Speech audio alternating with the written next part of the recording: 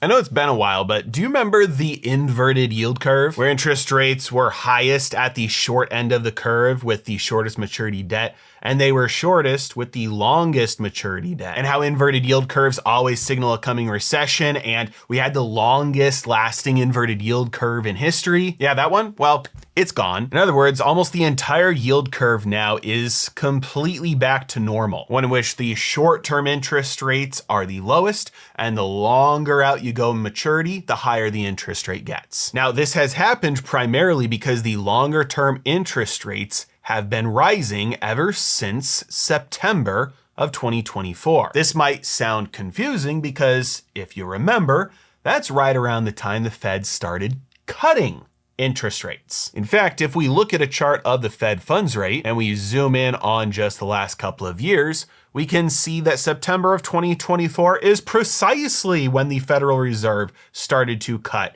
interest rates. So we know that the yield curve has uninverted and returned to a regular yield curve. But how is it that that has happened as a result of long-term rates rising when the Fed has been cutting short-term rates? Well, the Federal Reserve only outright controls the Fed funds rate. This is a short-term and overnight rate that really only applies to banks. It does have a lot of influence on other forms of debt, but the Fed funds rate is the only one the Fed outright controls. The Fed has lowered the Fed funds rate, which was effectively around 5.3% in August of 2024, and as of December of 2024 was around 4.5%. If we take a look at interest rates on very short-term US government debt, like 6-month T-bills, we can see that has also moved down from around 4.4% to around 4.3%. If you're wondering why it started to fall before the Fed started to cut interest rates, it's because the market